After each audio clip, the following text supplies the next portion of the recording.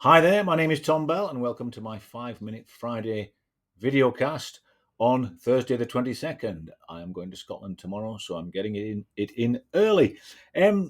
So, what are we going to talk about? Well, who am I? I'm an author, I'm a consultant, I'm various things, educator, trainer, speaker, blah, blah, blah. But I think for the purposes of today, I'll just call myself a human being. That's probably the best label that any of us can have at the moment, isn't it? Although it's a broad label, isn't it? And, you know, maybe we don't want to be associated with each other all the time. Certainly, there's some people at the moment in the world that look dubious as humans. Their humanity is in question. Um, so, I'd like to talk a bit about journalism, about something called agnotology. I'd like to introduce you to the concept of ragnotology and ragnotologists. Um, and of course, a big shout out to Gary Lineker. Go, Gary. Brilliant. Isn't it crazy that he had to had to leave the BBC before you could say what you think? Is that the democracy we all fought for? Really, is that when I say we all, I wasn't there personally, but grandparents, did they go to far off places in defence of democracy so that people in public institutions couldn't actually express their views? And it's wonderful, isn't it? This concept of are the BBC journalists or not? I'm really not sure. Is the BBC a journalistic thing? Because journalism strikes me as being not impartial, but it strikes me as objective. What I mean by that is that the difference is that we should be moved as humans by things that we see going on around us, especially when those things involve, as they do at the moment in various parts of the world, utter injustice and unnecessary slaughter. We should be able to talk about those things. Um, in the same way that journalists in the BBC, if there are journalists in the BBC, should be able to ask searching questions of and use facts and intelligence.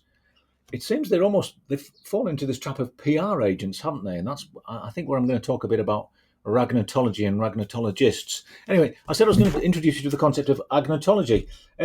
Apologies if that's reading the wrong way around for you. It's mirrored on the video screen here. Agnotology. It's the making and unmaking of ignorance. And believe it or not, it's a thing. Let me just pull this up on the other screen. So if we ask Google to define agnotology, it's the study of ignorance and doubt, particularly when that ignorance is intentionally cultivated or encouraged. Okay, so agnotology is essentially it's about our ignorance at the individual level, the collective level, the social level, organizational level, you name it. The things that we choose to pay attention to and not to pay attention to aren't always within our control. We're kind of fed a lot of things, aren't we? Great example for you here. We've got 4 newspaper headlines. Kiss goodbye to Brexit. Kia's surrender is a betrayal of Brexit Britain. Done up like a kipper. Starmer's surrender. All the usual red top shite from the rags that just want to. These are the same rags that criticise the BBC, and I'm a critic of the BBC as well. Trust me. But these are the same rags that criticise the BBC and want to defund it. Yet they have an outright agenda here, don't they? The likes of GB News and other media outlets like that. Terminology, unhelpful terminology such as liberal and woke and blah, blah, blah, and all the rest of this stuff.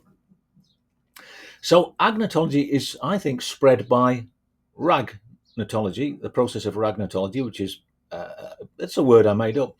It's to describe how red tops and other shitty media outlets and their associated, social media, online, video, news outlets, you name it, propagate agnotology. So they're involved in that. They're actively involved in doing that. And of course, ragnotologists are the people in charge of that and the people involved in that. And it strikes me as we're in a weird position well, not just at the moment, but we've been getting ourselves into a weirder and weirder position over the last few years, haven't we?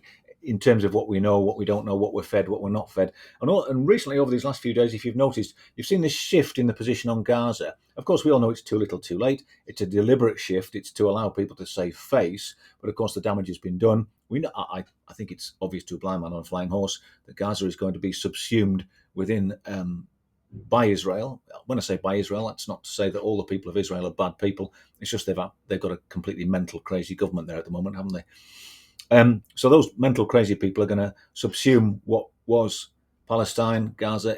That's going to disappear, isn't it? And we're all getting arsy about it now, and journalists are getting arsy about it now because they know that ship has sailed.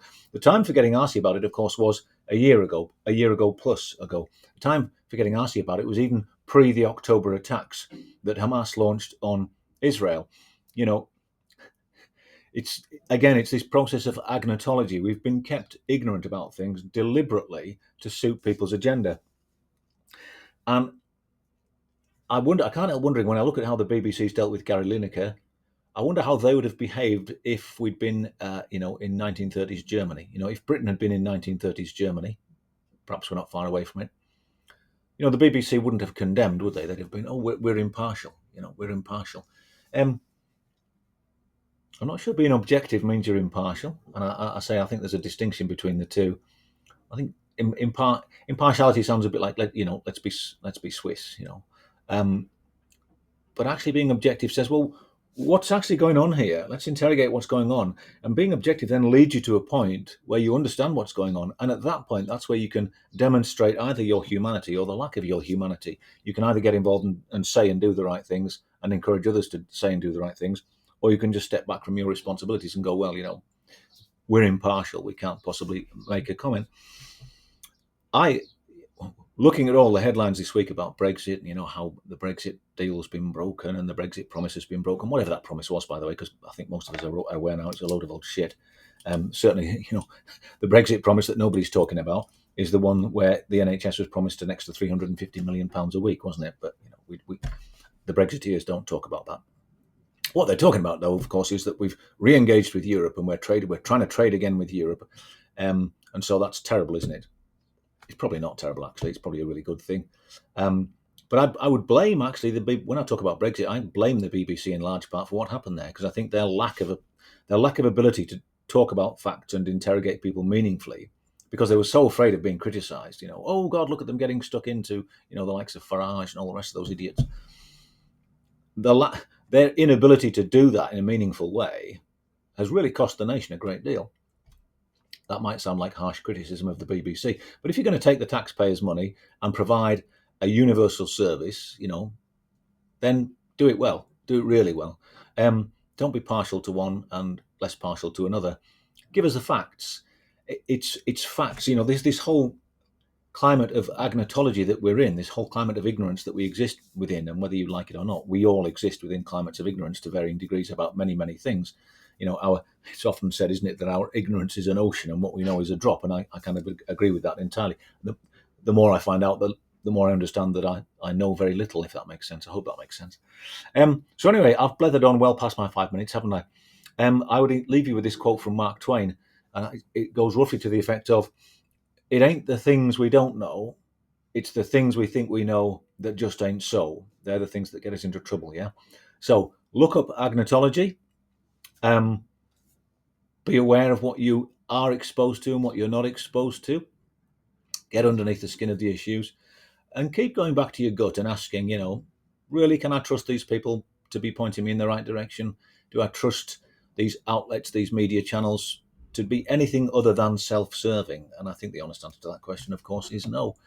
On that note, ciao, have a great weekend. I am going to enjoy Scotland. See you soon.